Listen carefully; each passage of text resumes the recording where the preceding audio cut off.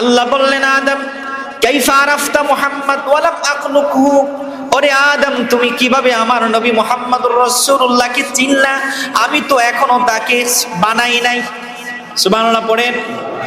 আদম নবী বললেন, লাম্মা খলাকতানি বিয়াদিয়া ওয়া নাফাখতা ফিয়া মির রূহিকা ফারাফা'তু রা'সি ফারাআইতু আলা কাওয়াইমিল আরশি মাকতুবান লা ইলাহা ইল্লাল্লাহ মুহাম্মাদুর রাসূলুল্লাহ। আদম নবী আল্লাহকে ডেকে বললেন, আয় আল্লাহ, আপনি যখন আমাকে বানালেন, আমার ভিতরে যখন রূহ ফুঁকে দিলেন, আমি জীবিত হলাম।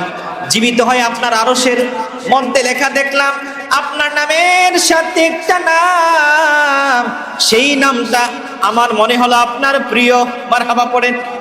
এই কালিমা তাইয়্যিবা আরশের মধ্যে লেখা আছে, আল্লাহ পাকের নামের সাথে যেই নামটা, সেই নামটা হলো আপনার নবী, আবার নবীর নাম। বলেন সুবহানাল্লাহ। আল্লাহ দেখে বললেন, আদম সাদাকতা, তুমি সত্য বলেছো।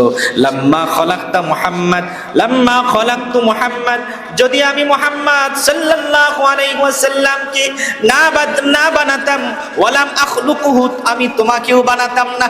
সুবহানাল্লাহ। ওয়ালাল আরদা ওয়ালা ফিস সামা, আমি আসমান জমিন কিছুই বানাতাম না।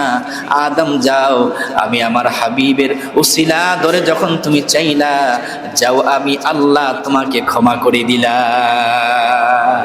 সুবহানাল্লাহ।